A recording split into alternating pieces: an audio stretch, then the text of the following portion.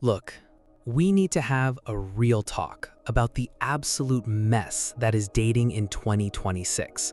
Because honestly, most of the advice you're seeing online is just plain wrong. It's either coming from people who haven't been on a date since the 90s, or people who are so jaded they think love is just a biological scam. We're living in this strange, disconnected era where dating apps treat people like menu items, and social media makes it look like everyone has found their soulmate, while you're stuck wondering why your talking stage always ends in a ghosting session after 3 weeks of vibing. If you're feeling frustrated, burnt out, or just completely confused by the mixed signals and the cold shoulders, I'm telling you right now, it is probably not you, it's the system. But here's the catch. Even though the system is rigged, you're the only one who can change how you play the game. If you don't learn the rules of this new world, you're going to keep running into the same brick walls over and over again. The biggest problem right now is what I call the invisible trap. It's that gray area we've all been forced into because nobody wants to be the first one to admit they actually care. We've been socialized into a culture of post-interest. We've been told that caring less is how you win, that being the most detached person in the room gives you the ultimate power. We treat emotions like they are a game of poker. If you show your hand, you lose. But have you noticed that the more detached everyone becomes, the more miserable everyone is? We're all walking around wearing these masks of indifference, pretending we don't want anything serious, pretending we're just seeing where things go, while secretly dying for a connection that doesn't feel like a business transaction. This is exactly where the situationship comes in, and it is the primary weapon of the invisible trap. You're doing all the relationship things. You are texting every day, you are staying over, you are sharing your deepest thoughts, and you're basically playing house. But nobody has the courage to put a label on it because everyone is terrified of losing their options. But here is the thing they don't tell you. Having endless options is actually a curse. It's the paradox of choice.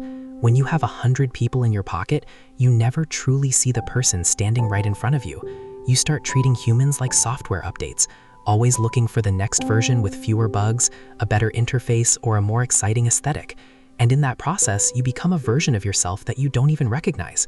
You become a person who bites their tongue to avoid looking desperate, a person who waits exactly 47 minutes to text back just to match their energy, and a person who accepts breadcrumbs of affection because you're scared that asking for the whole loaf will drive them away. You're essentially living in a state of perpetual auditioning. You're never on the team. You're just constantly trying out, hoping they don't cut you from the roster for someone who swiped right 5 minutes ago. Think about the approval tax we all pay. Every time you perform a personality for someone who hasn't even earned your trust yet, you are losing a piece of your identity.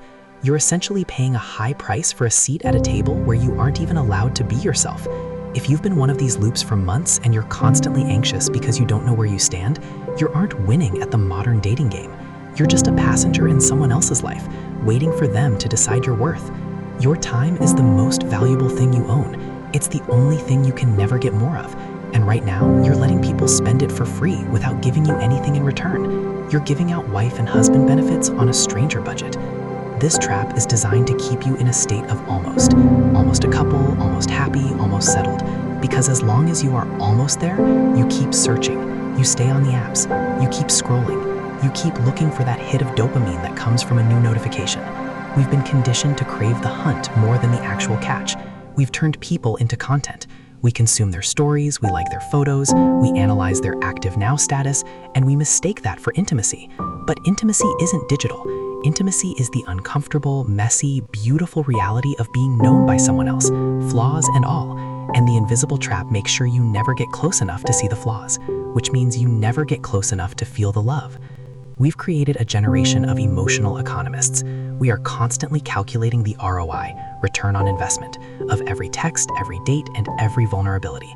If I tell them I like the date, will they think I'm too clingy? If I ask them what we are, will they ghost? We are so busy calculating that we've forgotten how to feel. We are terrified of the cringe. We would rather be cool and lonely than cringe and in love. But let me tell you something. Every great relationship in history was cringe at the start. It required someone to be brave enough to look stupid, to say, I like you, and to risk the rejection.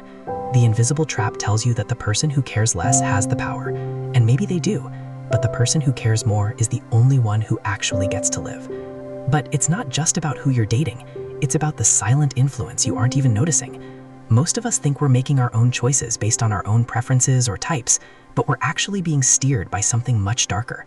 We've talked about the trap of the talking stage and the fear of commitment, but there is a second layer to this that nobody is talking about.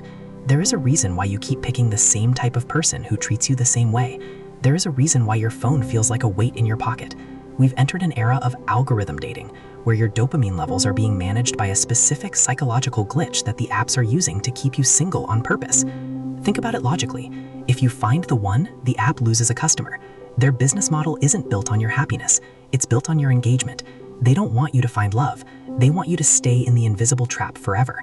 They want you to believe that the perfect person is just one more swipe away. They want you to stay in that state of almost. And while you're waiting for the perfect person, you're missing out on the real people who are actually willing to build something with you. In the next chapter, I'm going to show you exactly how to break that algorithm. Not just the one on your phone, but the one in your head.